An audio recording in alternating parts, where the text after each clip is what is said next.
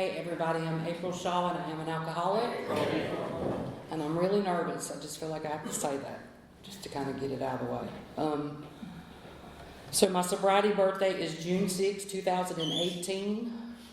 I have a home group, which is the Principals Group of Raleigh. We meet on Tuesdays and Thursday nights from 8 p.m. to 9 p.m. We are at a new location. We are now located off of South Wilmington Street at Layden Memorial Methodist Church. So if you're ever in the Raleigh area, please come visit us. Tuesday night is our closed meeting, and Thursday night is our open speaker meeting. We'd love to have you. I have a service position within my home group. I am the treasurer. They trust me with the money, and that's pretty good today, you know. I sponsor women. I have a sponsor who has a sponsor, and I'm very blessed to be able to sponsor other women. That's everything, right? Okay. All right, so my job here tonight is to tell y'all what I was like, what happened, and what I'm like today. I probably will cry because I always do, so it's not because I'm sad or anything like that. I'm just very grateful. Grateful.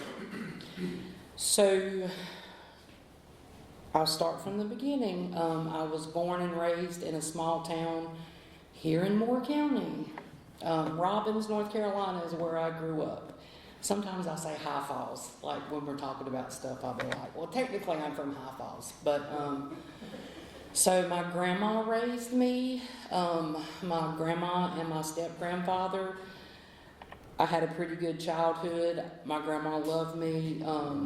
She always made sure that me and my brother had everything that we needed. I think I was pretty much selfish and self-centered as a child. I think it's fair to say that. I did have some things that happened to me as a young girl that I could probably point my alcoholism to, but what I know today is that's not why I was an alcoholic. I have been blessed to be able to work through a lot of trauma from my past, if you want to call it that. But yeah, so I grew up, had everything that I needed. My grandma loved me. I went to school at High Falls Elementary, had a good little, a little country life. When I got older, it's like I was drawn to, I hung out with boys. I hung out with a lot of boys. I was a tomboy. I still kind of am. I'm not very prissy, and I probably never will be. And I was drawn to that crowd early on that was kind of up to no good. I don't know why, but those people were my friends because I am one of those people, and the first time I ever got in any kind of trouble was in the 6th grade at High Falls Elementary. I had took some marijuana. I'm sorry to mention that. I know this is an AA meeting, but I just have to say that. I took some marijuana to school and smoked it with my friends, and my teacher knew that I brought it, but how he did it was he questioned everybody in the class first and saved me for last. And I was so nervous, I was so scared, and he knew. That was 6th or 7th grade. We had went to a ropes course, and I couldn't even do the ropes course. None of us could. That had we were all yeah. So that was like the very beginning of the first time I'd ever really got in trouble. I think y'all. I'm gonna tell you, there's some things I don't remember and some things I do remember, and I thank God for that. So, so that happened.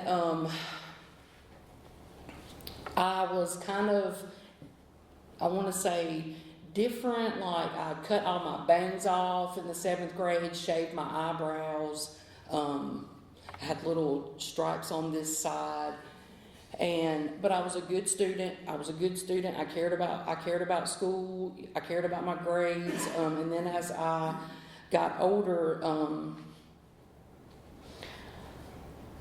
I can't really say I remember the first time that I drank.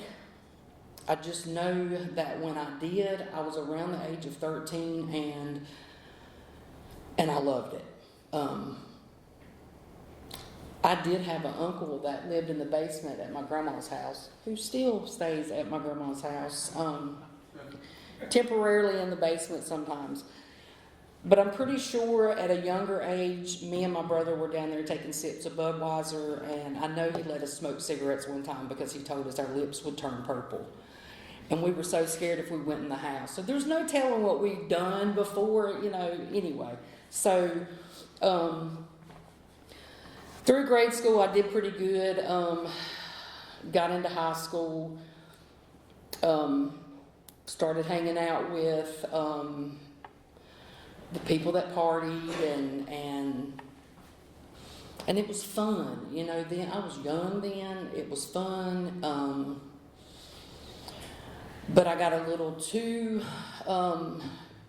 drunk one night with a bunch of my friends, and we ended up vandalizing the Westmore rest area, and the police got involved, and they came and questioned all of us. Small town, everybody knows everything, and everybody will tell on everybody.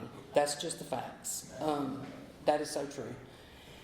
So the deputy came to my grandma's and questioned me, and I was honest, and we all got in trouble, and my grandma had to go to court with me for that. I was 15 when all of that happened. So the judge ruled for me to be on deferred prosecution, which was if I went one whole year without getting into any trouble, that none of that would go on my record. And my grandma's going to court with me for all that stuff, showing up, saying, taking up for me, and she still does to this day, y'all. I mean, I have put that woman through a whole lot, and I'm blessed to be able to get to spend time with her today sober. Those are one of the many things that I prayed for along this journey. So I couldn't even make it a year. I was in trouble. I got with a friend of mine. We were riding around, drinking, came down here to Southern Pines at the Elks Club where they were having the prom. It wasn't even my prom or his prom. And he threw a beer bottle out the window, and we got pulled. And we were in trouble, and that was the end of my deferred prosecution. But at that time, my uncle worked on the sheriff's department. So they called him to come down there, and he took me home. I mean, I still got a ticket and all of that, but it could have been a lot worse, right? So, and that night when all of that happened, I was coming up with, I do remember that on the way home. He was like, "What is wrong with you? What? You're headed down the wrong path, April." And I was coming up with all these excuses of why I was doing this, why I was doing that, and excuses. I had a lot of those for a long time. And I was good at coming up with some excuses too. So he took me home. Grandma was mad, obviously, but I don't think there was any consequences as far as her house with that. With the law, yes. So all of that stuff went on my record. I managed to make it through high school, and I graduated high school, y'all, with some honors. And I had a 2-year scholarship to Sand Hills Community College. It was called the Horizon 2000 Scholarship. And obviously I did not go. So pissed that away, didn't do that. So during high school, 3 months before graduation, 2 of my friends, they burnt up in a truck. It flipped over at an intersection, and they died inside. So that was the first time that I had ever really dealt with anything like that as far as death. and it was hard, but I also used that as an excuse to drink. I'll never forget the next day when I went to school. It was so quiet in the school. And I went to Northmore High School. It was so quiet. Nobody, it was just like this all day. And I could not take it, and I left, and I went and got drunk. So there was a group of us that would go out to the gravesite, sit out there, drink and carry on and just, you know, cry, and I don't know. It was a lot, y'all. It was a lot of pain that, you know, we were young and we didn't know how to deal with all that. That's just the facts, you know, and that's what helped us. So I can tell you today, out of that group of people that I was hanging out with, that there's only probably 3 of us alive, and I might be the only one sober. So I don't know. So moving forward, made it out of high school. My grandma told me that I could live with her as long as I worked or went to school. Well, obviously I did not go to college. So I got a job at the local Quick Check in Robbins. And I had a girl pee for me in order for me to pass my drug screen. That's how I got that job. And she had been an employee there for like a year, so, you know, it was like, and they didn't question stuff like that then. God, I'm feeling a little old because it's changed. A lot of stuff has changed. So I worked there. What I realized, if I'm being completely honest, when I got that job was, hey, I can work here, live at my grandma's, not have to pay rent, do what I want to do, and still party. And that's what I've done. I graduated in 99. So 2000, I was still working at the Quick Check, and everything, I can tell y'all, my life went downhill quick. I mean, I was a good employee until I wasn't. I worked a swing shift, which I would do first, second, and third, but I started working mostly third. And what I would do when I worked third shift was all of my buddies could come in the Quick Check and sit in there and eat for free and drink and bring whatever, and we do whatever. As long as I was up there ringing up the customers, it was all good. I never lost that job, believe it or not. I ended up quitting there. But I was so drunk one night on white liquor, y'all, I don't even know how I made it through the night, and I thought about it the next day. I thought, God. So my grandparents at the time, they ran a paper route, and they ran that paper route from like 3 in the morning till about 6 or 7. And there would be some nights, you know, her and Papa would be sitting at the little gas station across the way in front of the chicken hut. The Quick Check's here, the chicken hut's there, and then there's this little old station. It's like an old gas station. They would be over there rolling their papers up, you know, getting ready to go to work, and I'm over here just wilding out in the Quick Check with all of my friends, and just, I don't know, y'all. That was a lot of my life until 2001. So I did that until it got really bad. I'm very violent when I drink, angry. There were just a lot of arguments and stuff with my grandma, very disrespectful. So I ended up getting a car, and it was a little Toyota. It was white. I worked and bought that car myself.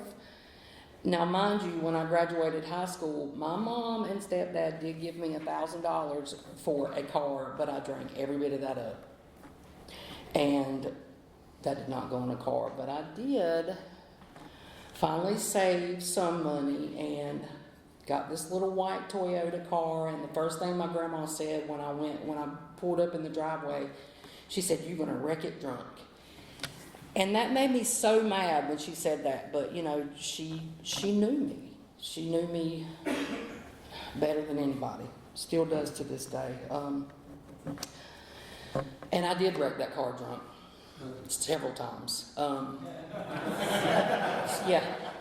So The first time, I just kind of spun around in the road, and I don't know how I made it. I do know how. It's God. I mean, it is God. I know that today. I had spun around in the road. It was rainy, and I was on a back road coming to, I want to say I was coming to Aberdeen. There's a back road. I can't think of the name of it. But I spun around and ran off the road and got back on the road, and it was just like, in my mind, I was like, I got to get home. So I got home, and the next morning, Grandma said, "What did you do last night?" She said, "You got mud so caked in the rim of your tire that your tire's flat." So my papa tried to go out there, and he couldn't fix it. And I probably could have died that night. And I just think back like times when I just wrecks and stuff, things that have happened. And I don't want to stay drunk all night because I could. We did that for a long time. So the second wreck, I ended up running it into a cow pasture.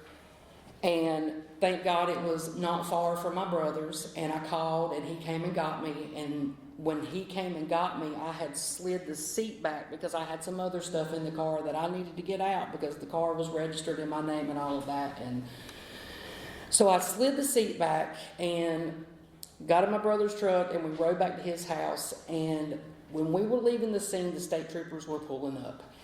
And they didn't pull us. It was like in passing. So the next day, so my Aunt Chris worked for 911 Communications. And my uncle was working for the sheriff's department. So they reached out because it's April's car in the cow pasture.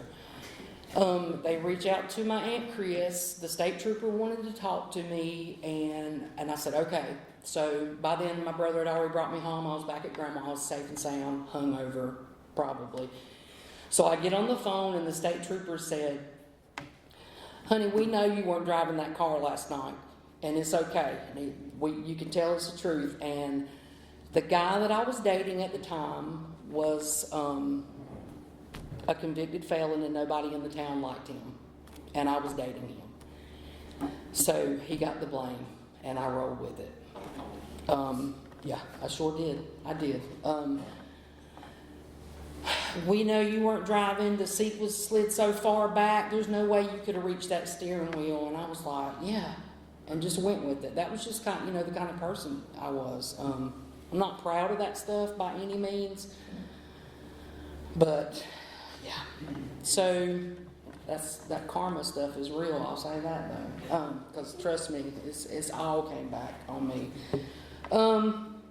So moving forward, after that happened, my car, they came and got it. A guy towed it and kept it at his house until everything was cleared up with the state troopers, and it was brought back to my grandma's. And that car sat in Grandma's yard, and I could crank it. It would run a little bit, but I was honestly scared of driving it after that happened. So I straightened up for a little bit, did good, and it wasn't long. I was back drunk again and was in that car, crunk up, driving. And the whole front end was like, not the whole front end, but like the hood where the lights were. And those cars were metal back then, not this plastic, so it was bent. It was warped. So I got in that thing, and I was tore up and left, got into some more stuff, came back, probably come back to ask my grandma for money. She was mad, and she was like, "You don't even need to be driving." I had already had my first DWI. I got that 2 weeks before my 21st birthday. Spent the night in jail and blamed my grandma for that. So that's the night that happened. Okay, I went in the house, probably to ask her for money or something, and she was upset, and she slapped me in the face. She slapped me in the face because she was scared. She loved me, and she had lost her first husband to a drunk driving accident, and she was pregnant with 2 kids when he died. So she slapped me down, and I got up. I was angry, I was mad, and I left in that car. And she said she'll talk about it sometimes. All I seen was a little black cloud of smoke putting up the road. And she said, "You didn't get far, and the deputies got you." And I didn't. They pulled me over in Bellevue. If any of y'all know where that is, it was not far at all. They were on me, and that's the first night that I went to jail, first DWI, and I was turning 21, I think, in a week. So it was just like over with for me. Like there's nothing to look forward to. I was in a very dark place at 20 years old. So I stayed at grandma's, and she took care of me, and she, I did what I had to do as far as the DWI, and went to court, and had classes and all that stuff to take. It was a lot of money that grandma wasn't going to pay for, and I wasn't going to ask her. So I got a job. I started working at this little place called Pep's White Horse, and that's in Carthage. And I started working there, and I think, I was pretty ashamed of myself. I wasn't really convinced that I was an alcoholic. I just wasn't at that time. So I started working, started making some money. I was a waitress. I was working third shift, and it didn't take long for that same group of people migrated to that job and was hanging out, and I was back in it a little bit, but I met this man, and I fell in love with this man. And when I met him, so his name was Jason Shaw, and I'm April Shaw. There's no kin because my grandma went down the family tree. She said, that might be your cousin. So, might be, I don't know. So I fell in love and I got pregnant. And I felt like this is it for me. When I met this man, I wanted to change everything about myself. I didn't want him to know about any of the bad stuff that I had done. I didn't want him to see that side of me. We fished and we drank a little bit together, and that was about as bad as it got. And then I got pregnant, and then I was like, okay, so this is my purpose. I'm going to be a mom, and that was, excuse me, y'all. My allergies are killing me bad. So he had a lot of chaos going on in his life, and we ended up, I'm going to really try my best not to cry, because that's something that I'm trying to not do anymore. I don't know why, I don't know. But anyway, so I fell in love, got pregnant, we were going to start a life together and all that good stuff, and then he has this crazy ex-wife. She wasn't his ex at the time, but they were separated. And it was just a lot of drama. She was calling up to my job, and I immediately was like, oh my God, this is crazy. But, I wanted this child. I wanted this life. I wanted a change. And I can tell you right now that my firstborn, and he's here tonight, he is my reason, he just is, and he always will be. So his dad ends up dying in a four-wheeler wreck. So he got a divorce. We moved from Moore County up to Lake Gaston. My mom found us a little trailer about a mile away from her house. It was a little 2-bedroom trailer. The rent was only $225, and we had lake access. He sold his bass boat. We were gone.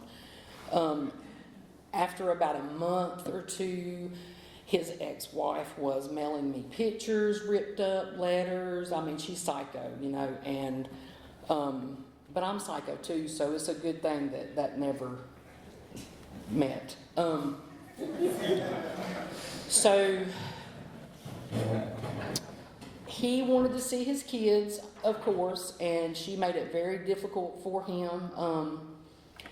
And so what happened was he left me and went back to her. And then he got in a fight with her, and he come back to me. And I allowed this over and over and over, and it had killed my spirit completely. And I had this little baby, that didn't ask to be born, and here two parents can't even get it together.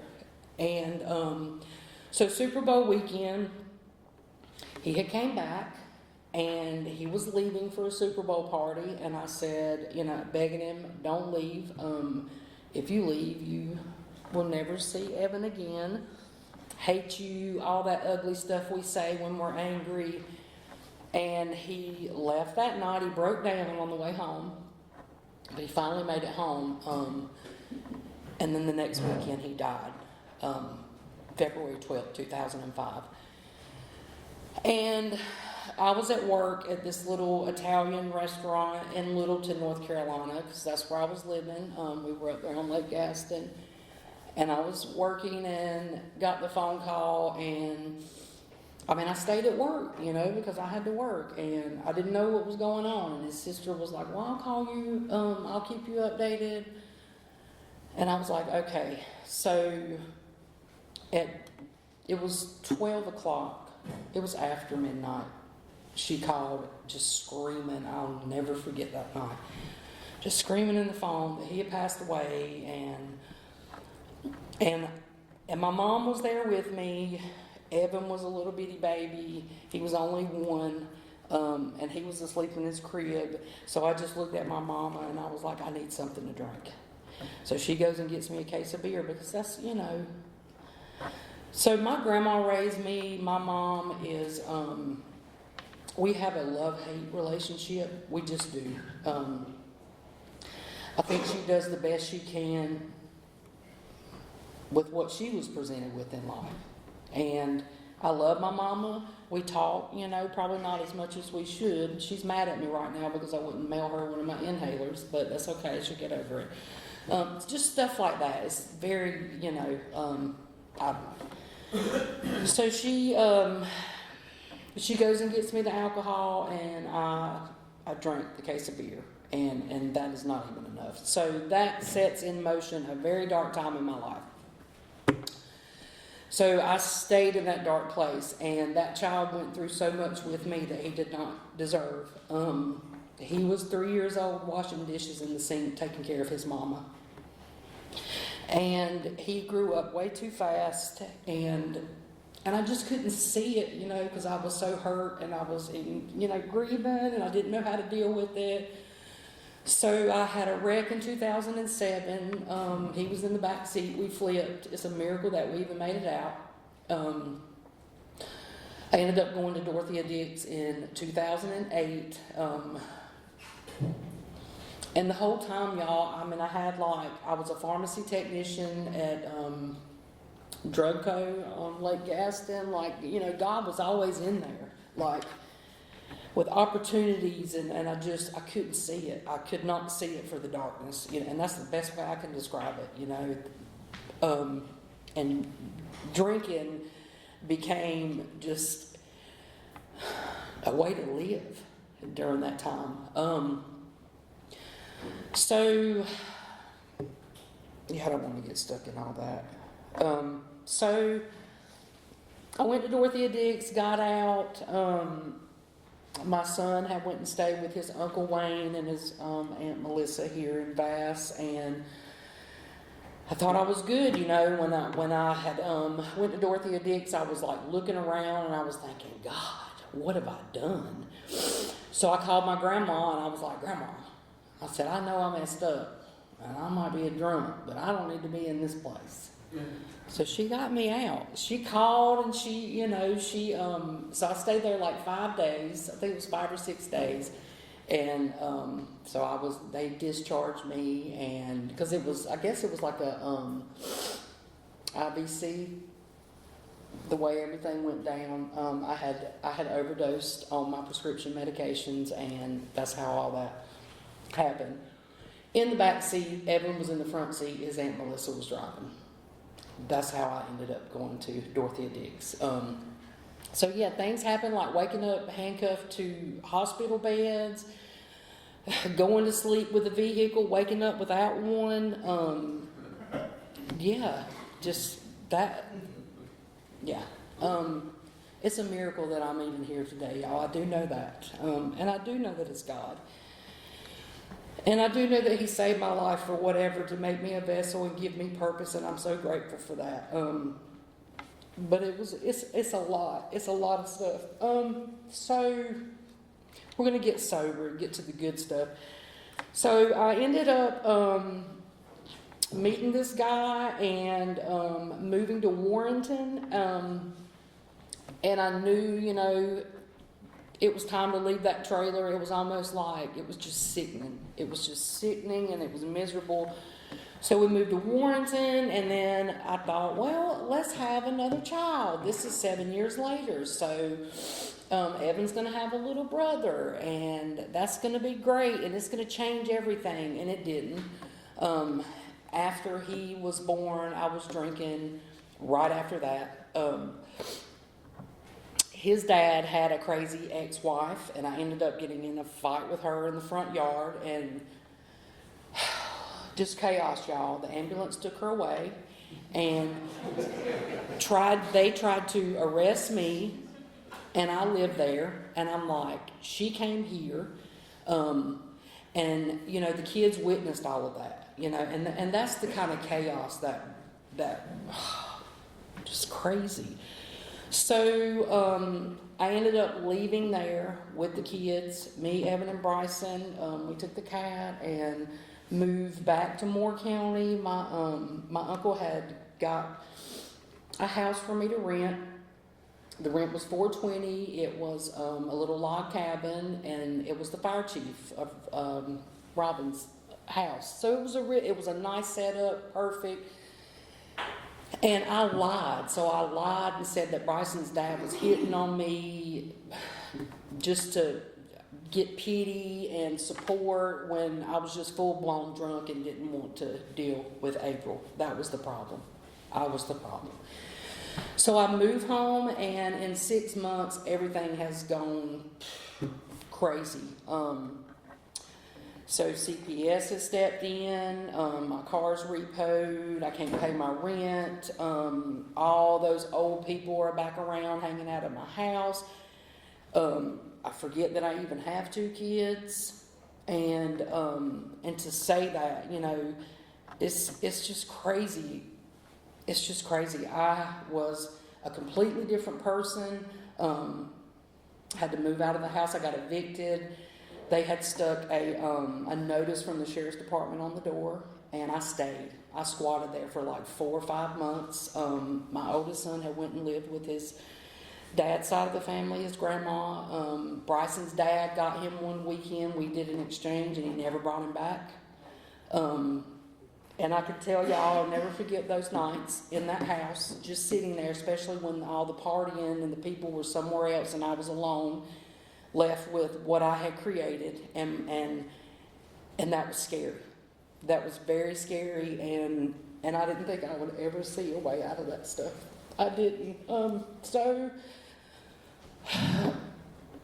I ended up meeting this other man, and his dad was a preacher.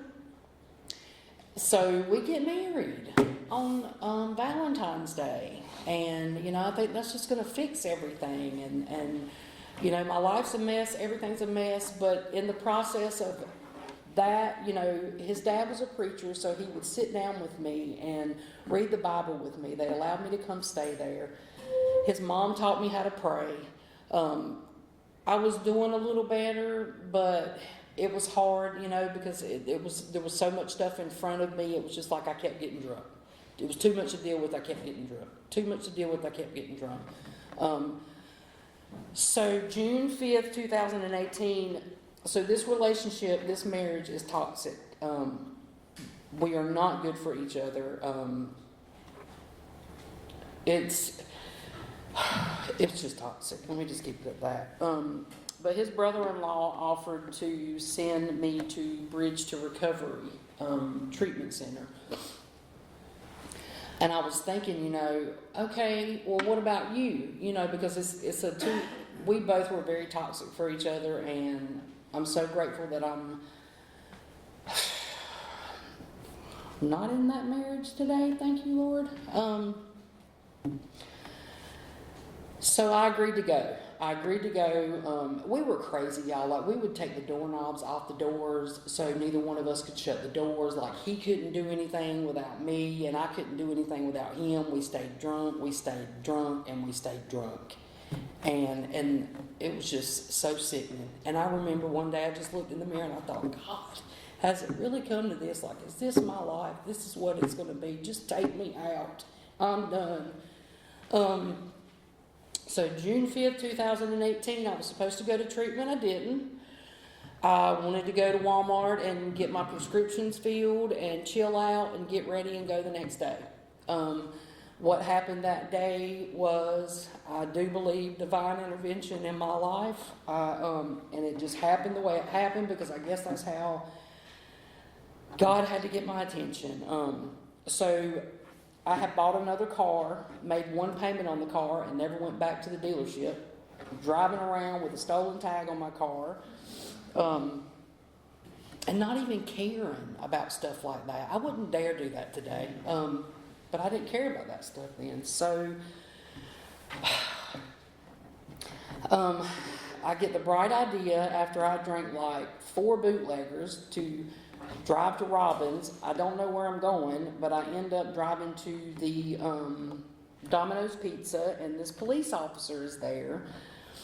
And I thought it was another police officer that knew my uncle, so I was going to pull in there for whatever reason. You know how you meet police officers and they really care about you and they talk you off the ledge? Well, I thought this was the one, and it was not. So when I pulled in, it just happened to be the one that knew I had no license and was just out there, and he had probably been looking for me a long, long time. And so when I pulled in and I realized it was not who I thought it was, I got out of the car and was like pretending like I was going to the Domino's. No one, he knew, you know. And so I had a 5th in the console that was already gone. I know there was no telling what was in the console, but he said, April, so I walked in Domino's. It's crazy. It's a miracle I can even remember, but I do remember this. So I'll go in, and the girl goes, "Girl, he is right in behind you." So it was like a circle around. So I walked in and came back like this way, and he was right in behind me, followed me to my car, and I was able to get back in my car and behind the wheel. And he stood in front of my car, and he said, "April," he said, "I want you to stop."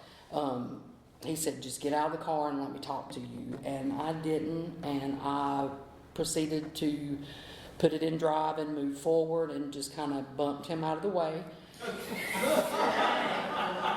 And I will say that I was only going like 8 to 10 miles per hour. So that, after that, I do remember looking in my rearview mirror, and I was thinking, what have you done?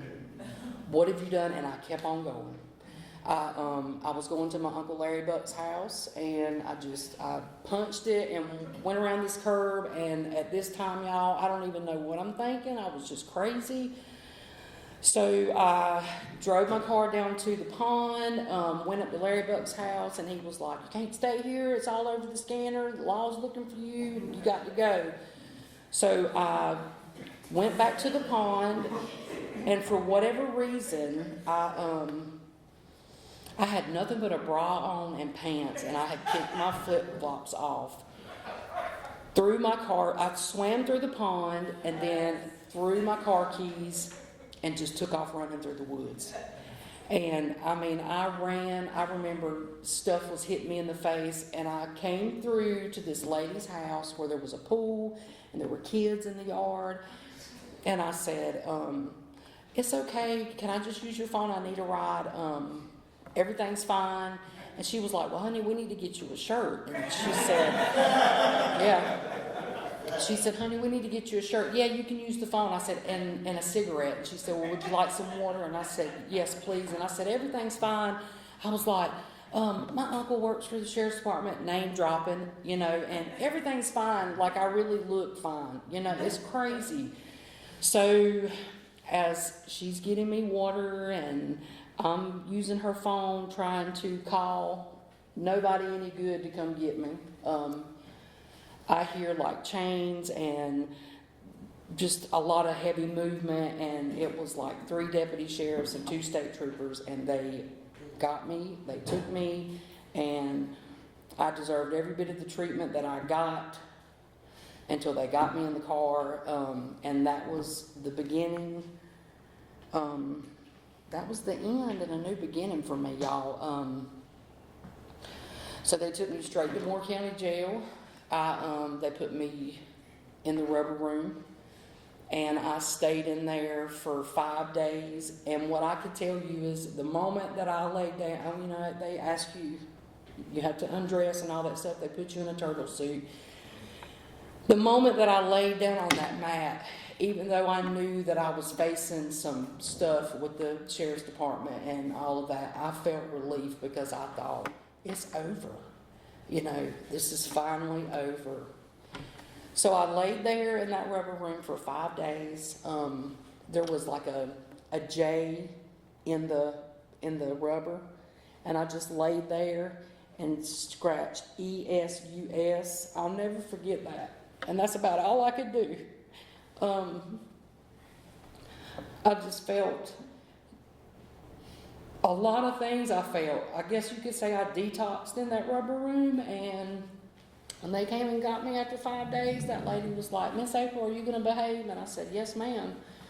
And I have been different, y'all, ever since. I sat in county 8 months before I was sentenced to prison. And after that, so 8 months in county, 12 months in prison. Best inmate, very disciplined, no problems out of me whatsoever. I really realized how bad my life had got when I realized where I was at. A great wake-up call for me. I miss my children so bad. Did my time. I stepped out of that prison gate and I said, "Okay, God, I'm trusting you. I don't know where I'm going." I had wrote many different places, and there was one place that accepted me, and that was the Healing Transitions in Raleigh. I went there. I stayed there. I completed that program. I lived there for 1 year and 10 days after prison. I silver chipped that program, and then I went back and I worked there as a maintenance technician for 9 months. I was reunited with my children. It took some time. It took a lot of time. It's still taking time building back relationships. I had to change, and I had to, look within myself and stop blaming everybody else, right? That's what I had to do, because it's not everybody else's fault. I was the problem. And it took a lot, for me to see that, because I had every excuse in the world. So what it's like today. Today, y'all, I am very disciplined, I will say. Department of Corrections did a great job with me. It served a good purpose in my life, and I'm thankful for that. I'm a good employee today. I have a great job. After working at the Healing place, a lady that sponsored me, she's no longer my sponsor now, but she offered me a position as the director of the Women's Fellowship Home in Raleigh, and I accepted that, and I'm still there. It'll be 3 years in August. It's almost like I get paid to be a good example, to show women that, this is what you got to do, and our program is based on the 12 steps of Alcoholics Anonymous. So I work there. I go to work every day. I'm a present mother. I get to see my grandma. Me and my dad have just started talking and stuff again. He's never really been in my life, and so he's really started reaching out, and that feels good because it makes me feel like they want me around. My life is just good today, y'all. It's like I prayed for so many things, and God has showed up and showed out. I've dealt with some stuff in recovery. So I buried my papa in September of 21. I had just got my driver's license back. And I didn't think I was going to be able to get them back. And I went through, it was a lot. Got them back, and DMV printed my breathalyzer date 6/7 of 2023. And the day I had my breathalyzer removed, they suspended my license 4 days later and said it should have been 2025. So, I managed to make it through that. I just sent in my new paperwork. Went and had a whole new hearing with the officer, presented what had happened, and he did not care. So if DMV messes your stuff up, it's your fault. It's your fault. But I stayed sober through that stuff. I had moved in with a friend of mine. Our sublease ran out. I didn't know what I was going to do, where I was going to move. And AA really stepped in and helped me. I went and stayed with a friend of mine's father-in-law. He let me rent a room for $500 until I got my apartment. And today I have my own apartment with my name on the lease. And I just got a kitty cat this weekend at the carp pond. And this is the first cat that I've had since I've been sober. All the other ones just walked away and died. Which I can't say I blame them, because I was pretty bad. My life is good today. I mean, I cannot complain. I will say that I am still selfish and self-centered by nature. I have a long ways to go.